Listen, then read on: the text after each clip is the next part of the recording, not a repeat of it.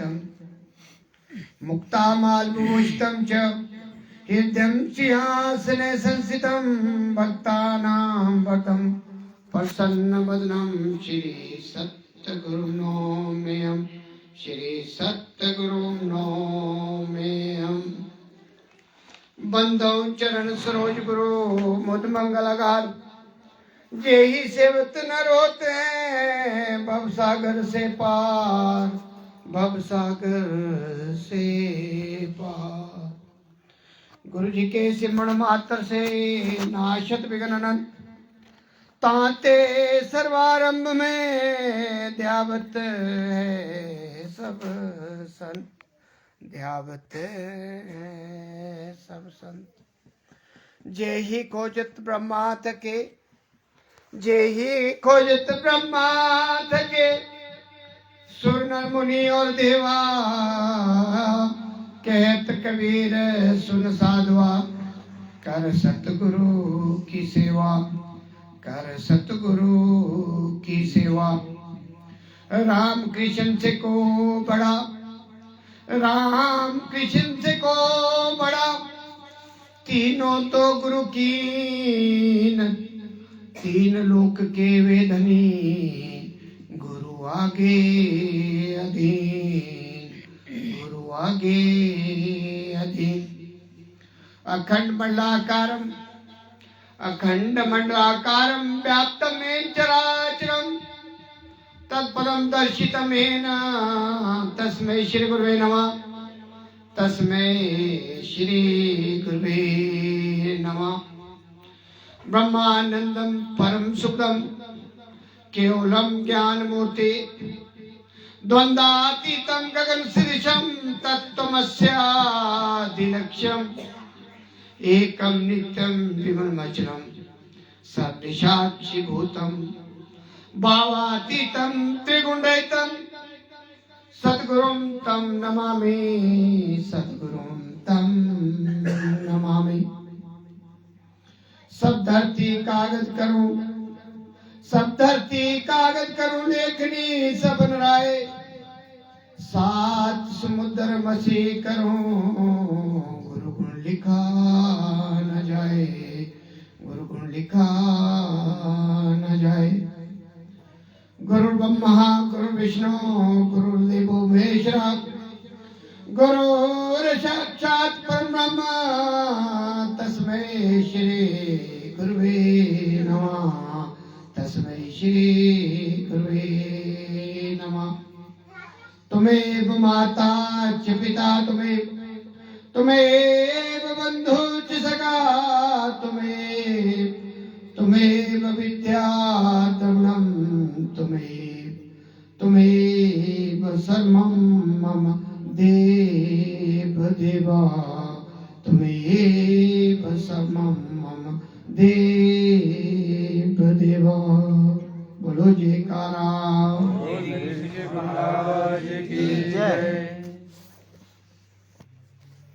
जगत बंदनिया हमारे अद्वैत मत के संस्थापक दादा गुरु श्री परमांश दयाल जी महाराज जी के चरणों में मेरा साष्टांग दंडवत प्रणाम। नंगली निवासी घटकटवासी सभी के हृदय सम्राट नंगली निवासी भगवान जी के चरणों में मेरा साष्टांग दंडवत कोटि कोटि प्रणाम। अंबाला वाले सतगुरु महाराज जी जिन्होंने बहुत परिश्रम करके अपना सब कुछ त्याग कर यहाँ तक कि नौकरी परिवार और बहुत सी सुविधाएं जो संसारिक थी जब गुरु आज्ञा में गुरु शरण में चले गए तो एक ही मकसद था गुरु आज्ञा में रहकर जीव कल्याण। और आज आप सभी जितने भी यहाँ उपस्थित हैं गुरुमुख जन मनमुख जन या और कुछ ना कुछ कहीं ना कहीं से उनका थोड़ा बहुत संबंध या आशीर्वाद आप सभी जितने भी यहाँ रुए आई है उन गुरु महाराज जी का झूल रहा होगा, वरना इस चलायमान संसार में जहां आज इंसान को खाना खाने का भी समय नहीं है, बातचीत करने का समय नहीं है, इतनी उलझने, इतनी तेजी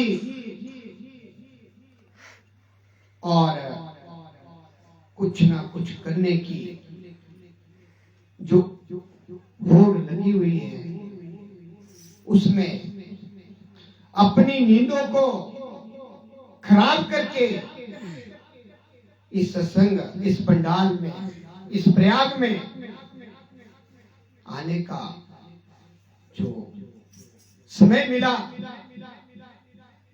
तो उनकी बहुत आप सभी पे जरूर कृपा बनी होगी। तो मैं उनके चरणों में साष्टांग दंडवत प्रणाम करता हूँ और हमेशा उनसे यही प्रार्थना करता हूँ कि जो हम भटके हुए इस संसार में काल और माया के जाल में फंसे हुए जीव, जिन्हें अपनी सुध नहीं है, हमें अपना पता नहीं है, हमें अपनी पहचान नहीं है, उस पहचान को बनाने के लिए हमें अपना आशीर्वाद देते रहें। और जो जीव तन मन धन से आपको याद करता है, आपके चरणों में रहता है, आपका गुणगान करता है, उन पे अपनी कृपा बनाए रखें।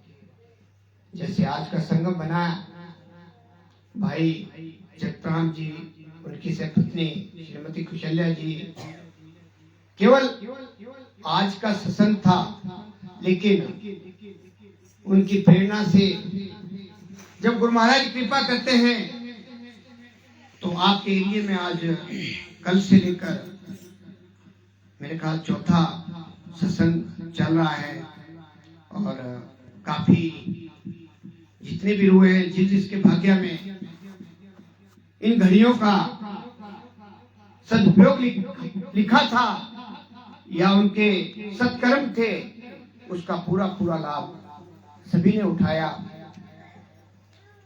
और आगे भी ऐसा ही चलता रहे ये सिलसिला, क्योंकि जिंदगी की असली पूंजी हमारी संसारिक कमाई नहीं है, ना ही संसार के पदार्थ हमारे साथ जाएंगे।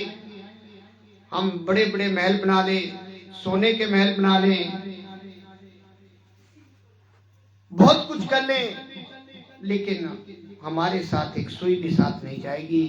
केवल जो घड़िया आपने गुरु महाराज जी की चरण शरण में और सत्संग में और अच्छे कार्य में लगाई, सेवा में लगाई, जैसे आज कहा जाता है कि जो हम कमाई करते हैं, संसारी कमाई का 10वां हिस्सा और आध्यात्मिक में 24,700 का 10वां हिस्सा हमारा नहीं होता, तो सत्संग जब होता है तो अन्नदान भी साथ हो जाता है। और जो आप संसारी कमाई करते हैं उसकी शुद्धता आपके घर में और दूसरे कामों में उत्साहित होती है और फिर जाके आपका आगे का प्रेरणा का स्रोत बनती है। तो मैं इस परिवार को, इनके सभी संबंधियों को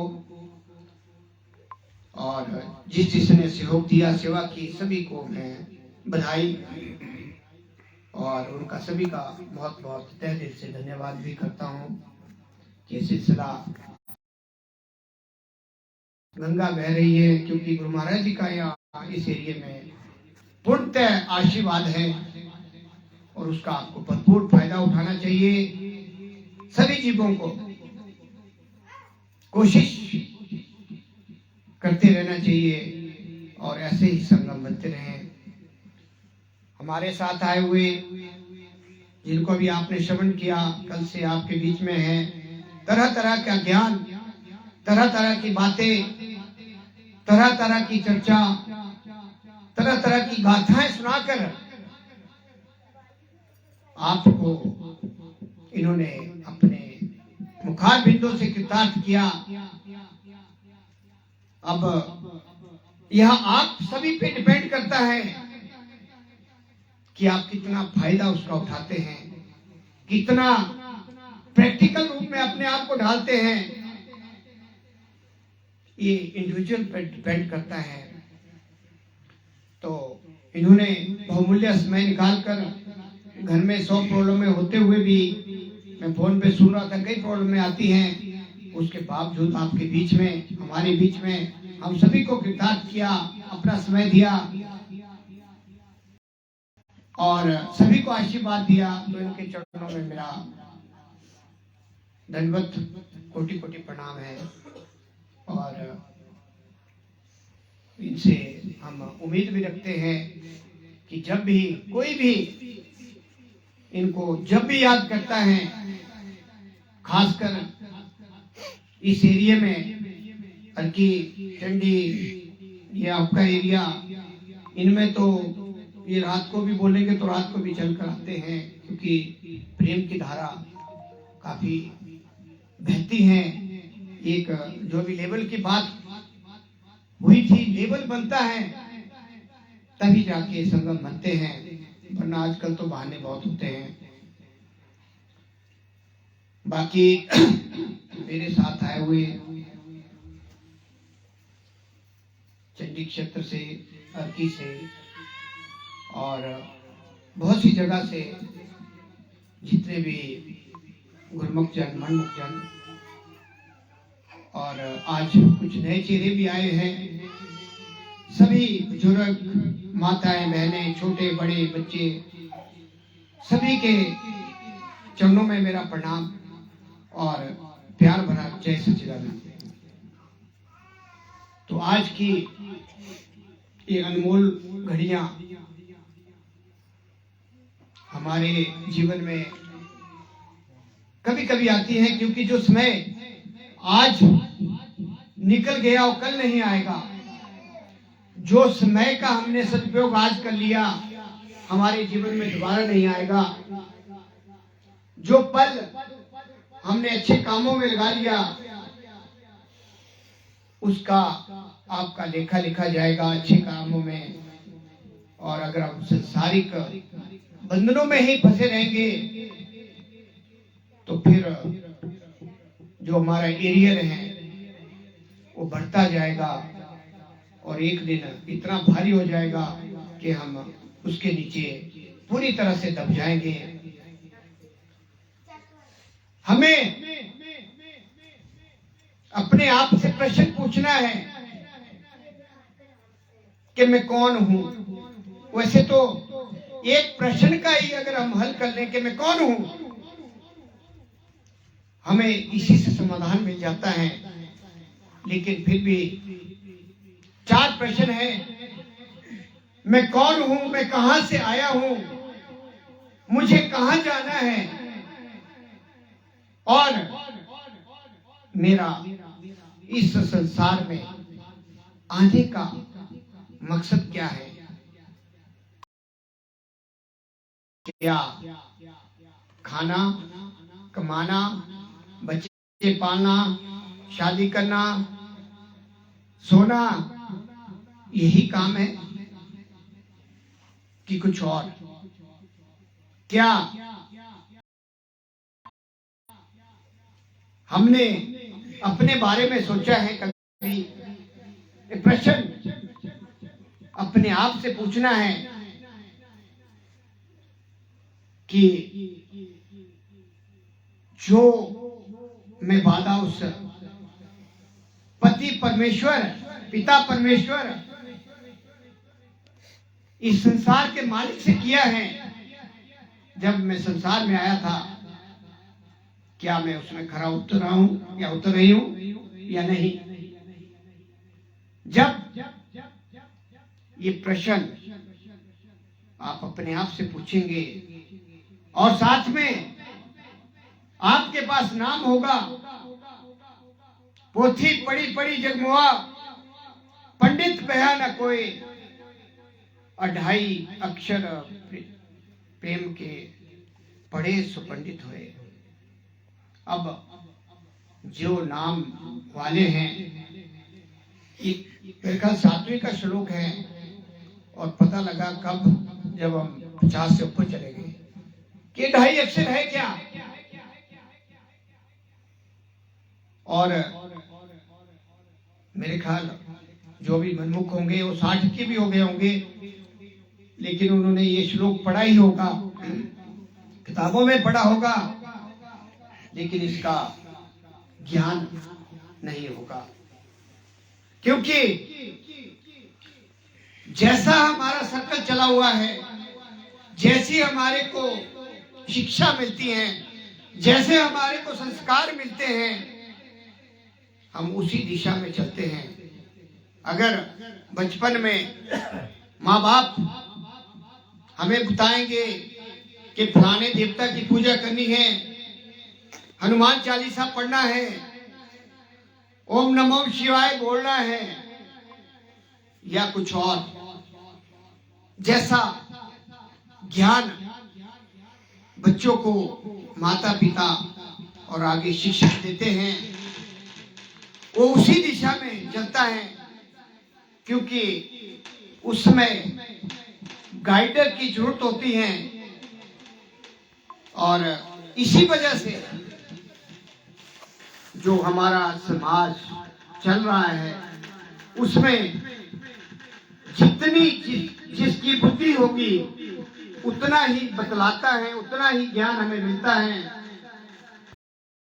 और उसी के बल पर हमारी जिंदगी खत्म हो जाती है। लेकिन कुछ भाग्यशाली रूहें, इसमें गुरबाणी में आता है कि कोई बिरला जीव, करोड़ों में एक आधा इस संसार में, इस मार्ग में चलता है। क्योंकि साथ में ये भी कहा गया है कि पिछले जन्म शुद्ध कर्म अंकुर जब पट्यो, तब जाके कोई पागल वैराग्यवान या संत जिसको कहते हैं, जैसा भी कहा गया था कि जो आगे बढ़ जाता है इस मार्ग में, उसको या तो पागल कहा जाता है या मूर्ख। अभी मूर्ख का एक बहुत बड़ा एग्जाम्पल आपको दिया।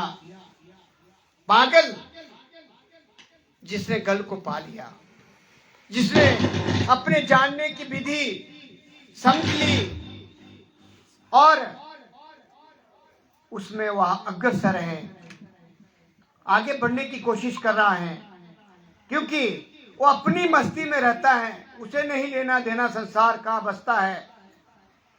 वो गुरु महाराज जी से जुड़ा हुआ है और उस परमानंद में खोया रहता है जो अभ्यासी होगा।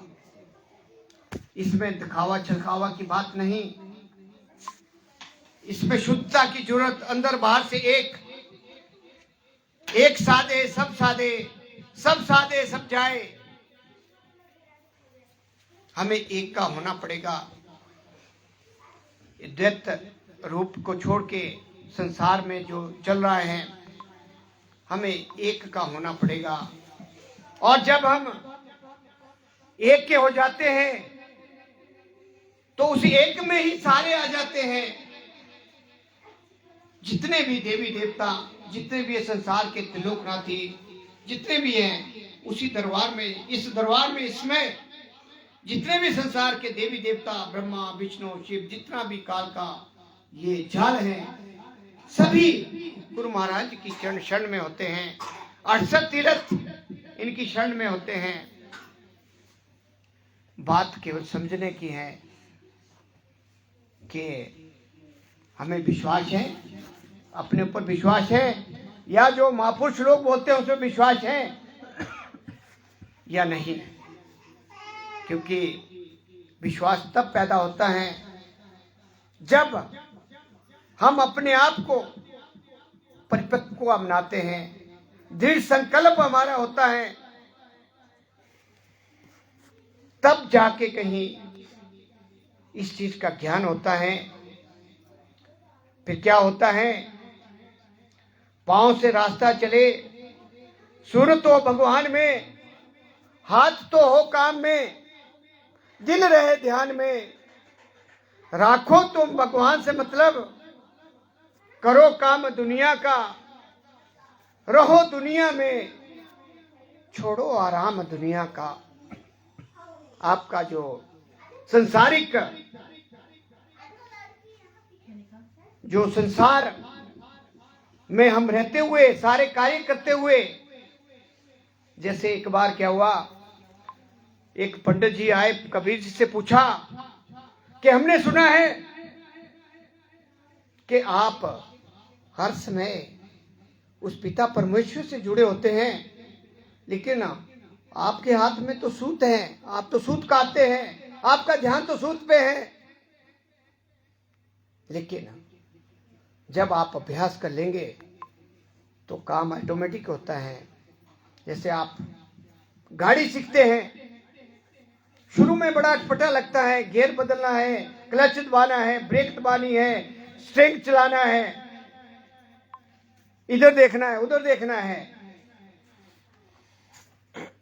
सब कॉन्शियस सब कॉन्शियस।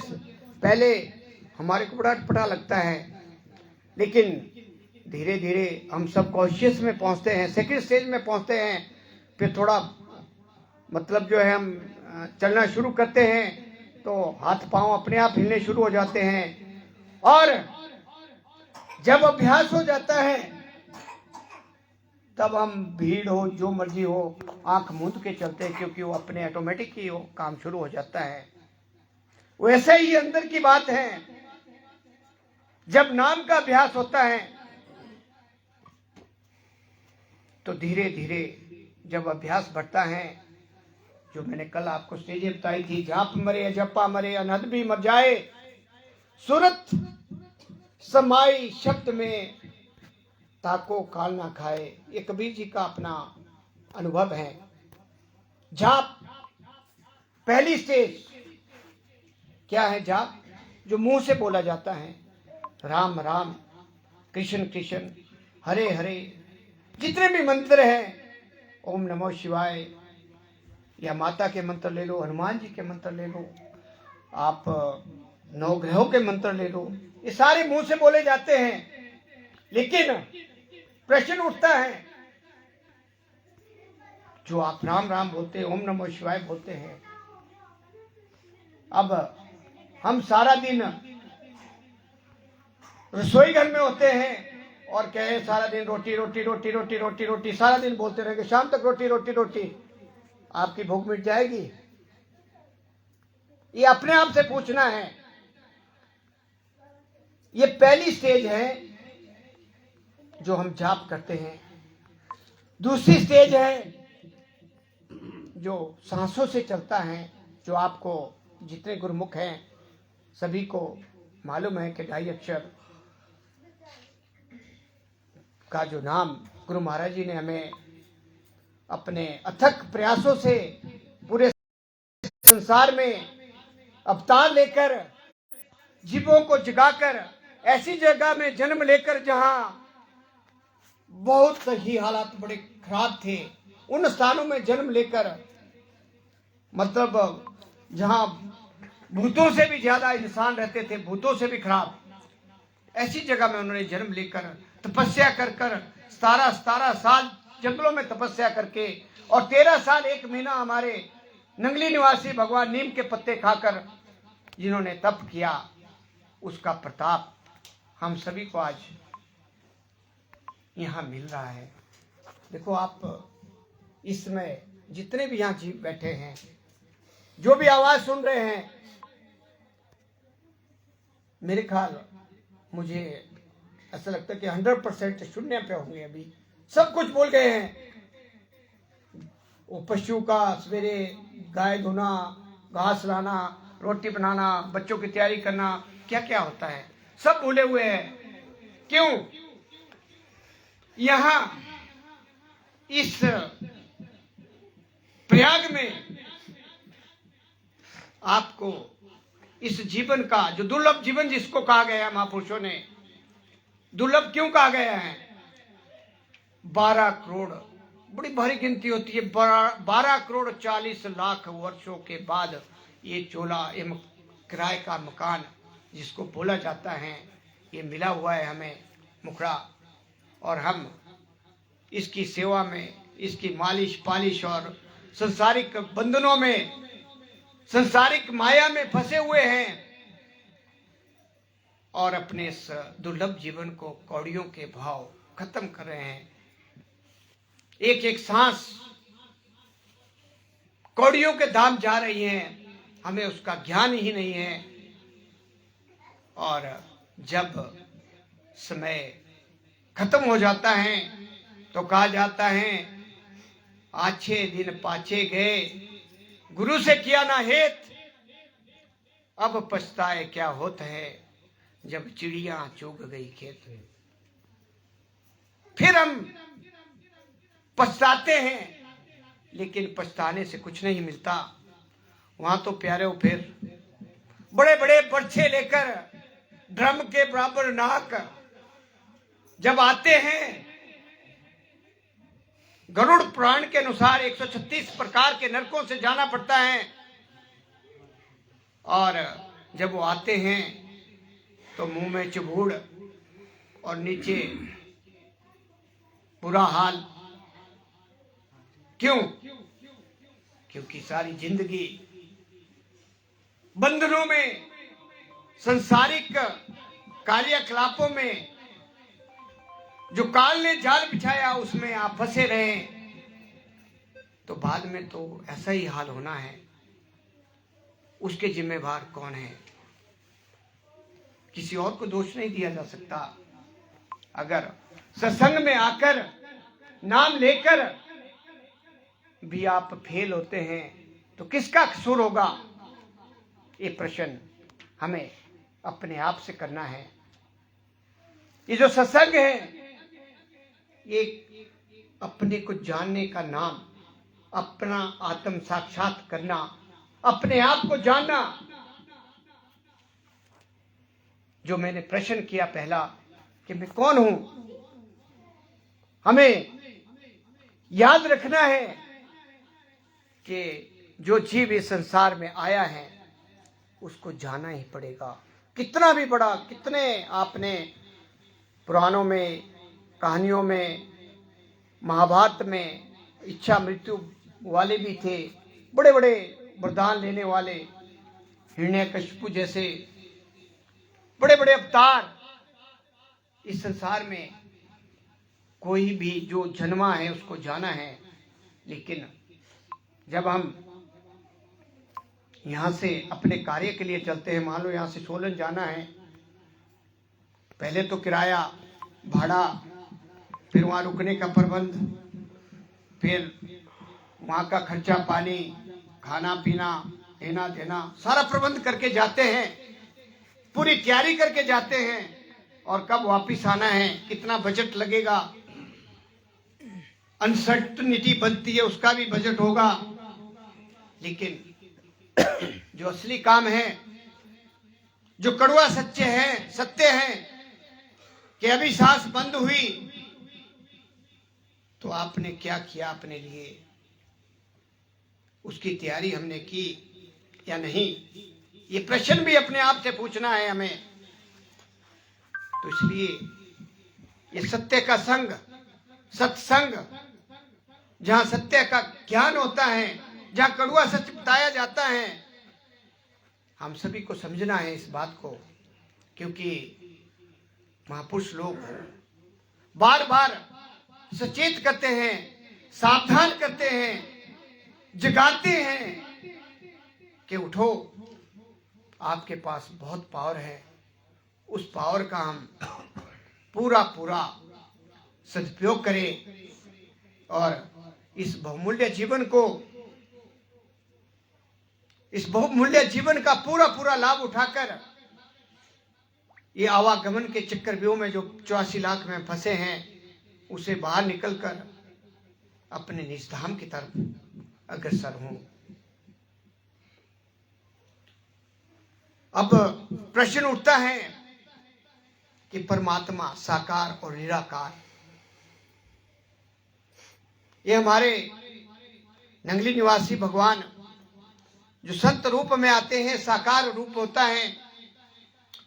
सहजोबाई जी कहते हैं, गुरु गोविंद दो खड़े किसके लागू पाए, भलारी सदगुरु आपने जिन्हें गोविंद दियो मिलाए। प्रश्न उठता है, एक कई कर्मकांडी लोग हैं, बहुत से चीजों में उलझे रहते हैं, तो प्रश्न उठता है। अब हम एक विचार करें कि हमें दिल्ली जाना है, राष्ट्रपति से मिलना है। अब क्या अगर आप में से कोई सीधा चला जाएगा कि मैंने राष्ट्रपति से मिलना है, क्या मुलाकात हो जाएगी? संभव नहीं है। वहां बहुत से पहरे, बहुत से अड़चने हैं, हर्डल्स हैं। तो जो काम हमारे गुरु महाराज जी करते हैं, अब सहजोबाई का मैं छोटा सा एक उदाहरण इसलिए पेश कर रहा हूं कि प्रैक्टिकल अनुभव किया उन्होंने। पहले तो उनकी जो जीवनी है वो बड़ी अद्भुत है। 13 साल की लड़की थी, पिताजी ने कोई शब्द बोला कि बेटा, शादी की तैयारी हो रही थी, उस समय शादियां जल्दी हो जाती हैं, कि बेटा शादी करके आप संसार के बंधनों में फंस जाओगे, आपको जो कार्य करना है वो आपका नहीं होगा। इतनी सी बात, इतनी छोटी बच्ची, लेकिन स्ट्राइक कर गई। तो अंदर से प्रेरणा हुई कि मुझे ये शादी नहीं करनी है। बराती आ गए, बरात पहुंची, घोड़े में दूल्हा, लेकिन उसने एकाग्र होकर प्रभु को याद किया कि प्रभु मुझे बचाओ, मुझे तो कुछ और ही करना है, मेरा जन्म बेकार चला जाएगा अगर ये शादी हो गई। एक एकाग्र मन से, जैसे अभी लेवल की बात हुई है, जब हमारा लेवल कहीं भी बनता है, चाहे काम में हो, चाहे भक्ति में हो, चाहे किसी और चीज में हो, जब हम एकाग्र हो जाते हैं उसका रिजल्ट कुछ और होता है। वैसे भी देख लेना। तो जैसे ही एकाग्र हुई, दूल्हा नीचे खड़ा था, वार्तालाप हो रही थी, क्योंकि जो इशारा उनके पिताजी ने किया उसका थोड़ा थोड़ा असर पब्लिक में हो जाता है। नीचे जब ये खबर बारात को पहुंची तो आग बबूले हो गए। जैसे ही थोड़ा बहुत हलचल हुई तो घोड़ी जो थी उसकी, दूल्हे की, आउट ऑफ कंट्रोल हो गई, वहां से जाके एक दीवार में टकरा गई और उस दूल्हे की डेथ वहां टकराने से हो गई।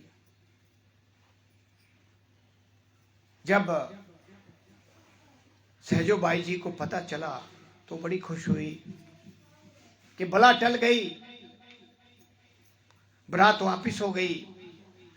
इल्जाम तो लगते रहते हैं, बहुत कुछ होता है संसार में, लेकिन जब आपका दृढ़ संकल्प हो जाता है तो अपने आप पीछे हट जाते हैं। तो मैं पूरा इसका विवरण ना देते हुए एक छोटा आगे क्या हुआ कि एक बार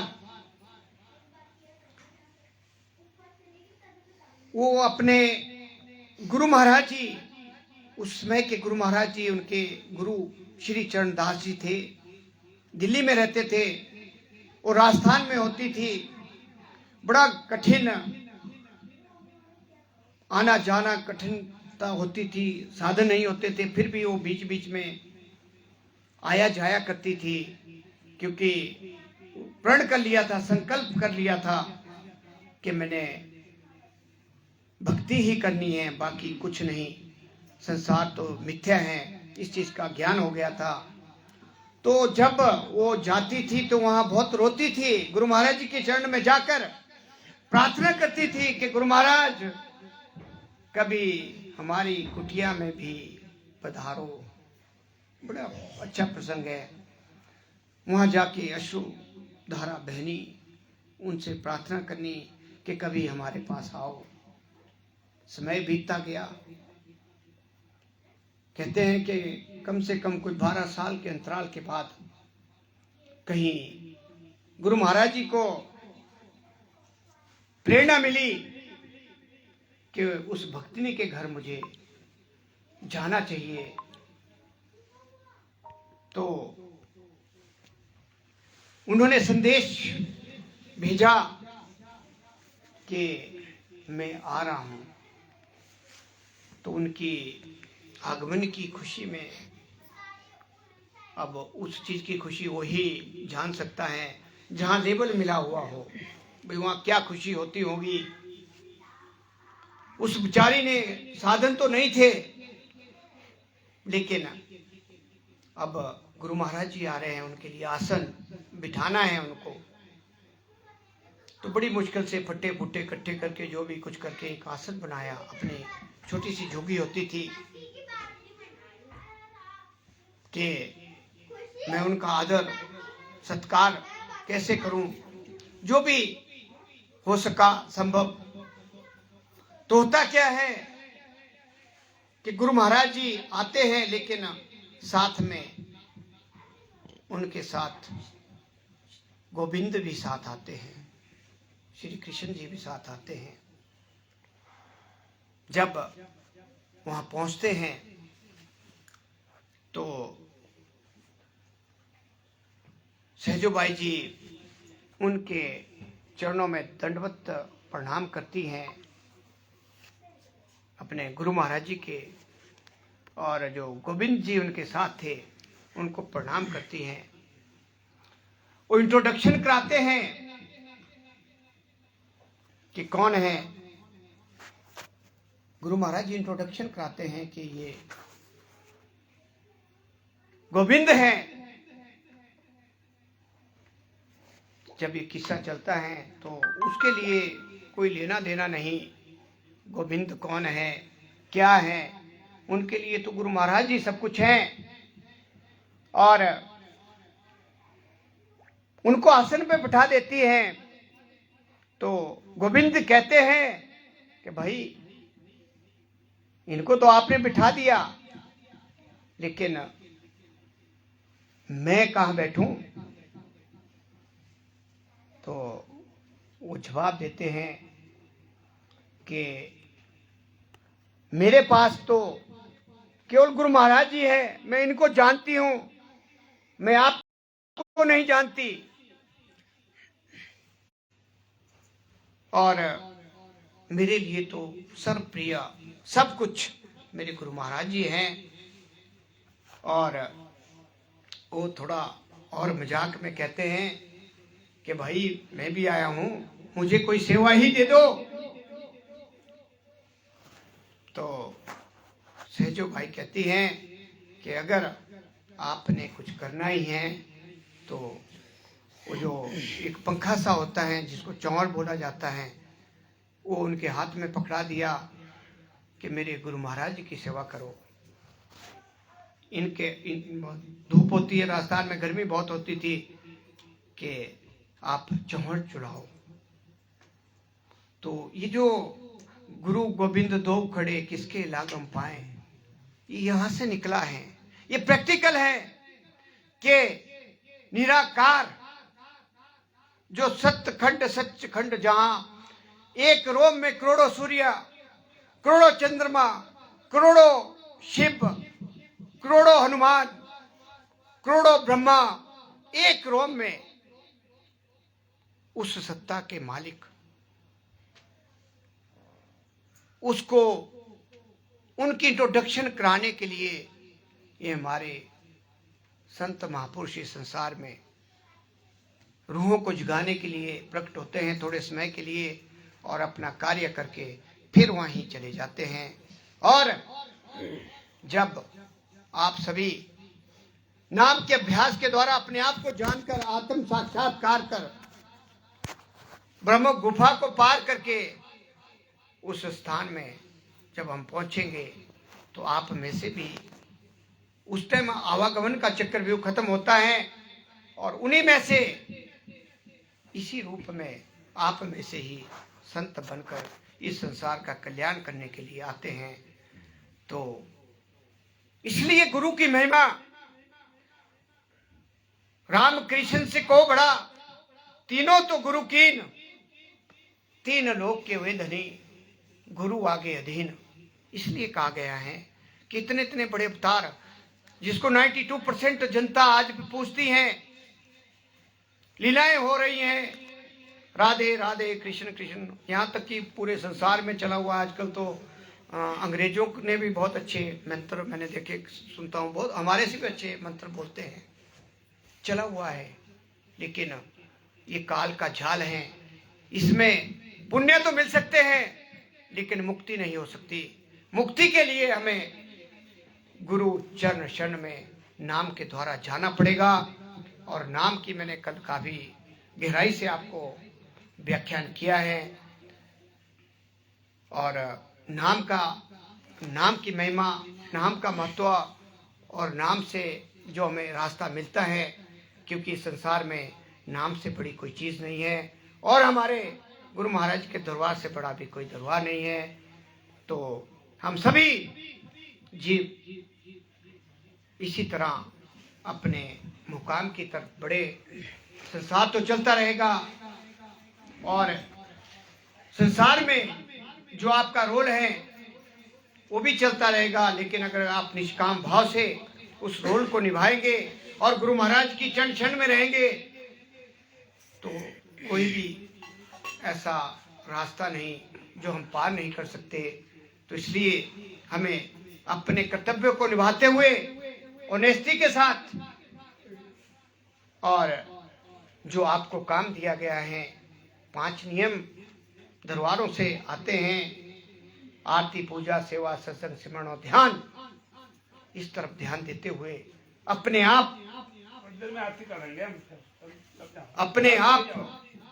को जाने और अपना काम करते हुए हम यहाँ से, जैसे कबीर जी कहते हैं कि जब हम पैदा हुए संसार हंसा तुम रोए, ऐसी करनी कर चलो संसार रोए और तुम हंसो। कब बनता है? अंत मता सो गता की बात कही। हमने कुछ ऐसे एग्जाम्पल देखे हैं, जब लास्ट में आता है तो गुरुमुखों के चेहरे ऐसे लगते हैं जैसे कि इनके प्राण नहीं निकले हैं, हंसता हुआ खिला हुआ चेहरा होता है, और मनमुखों का रंग काला फिर जाता है। तो इस बात को ध्यान में रखते हुए मैं ज़्यादा समय ना लेता हुआ आप सभी का बहुत बहुत धन्यवाद करता हूँ, खासकर इस फैमिली का जिन्होंने हम सभी को बुलाया, और आप सभी के बीच में हमें भी जो ये घड़ियाँ हमें मिली, ये स्वर्णिम अक्षरों में हमारे खाते में जाती हैं, क्योंकि सत्संग की महिमा एक घड़ी आदि से बुनियाद, तुलसी संगत साध की हरे कोटि अपराध। तो आप सभी के कोटि कोटि अपराध आज ये जो जितना भी आपने कल परसों से समय दिया वो आपके खत्म हो जाते हैं और आगे की प्रेरणा मिलती है। तो मैं सभी का धन्यवाद करते हुए अपनी वाणी को यही विराम देता हूँ। बोलो जयकारा।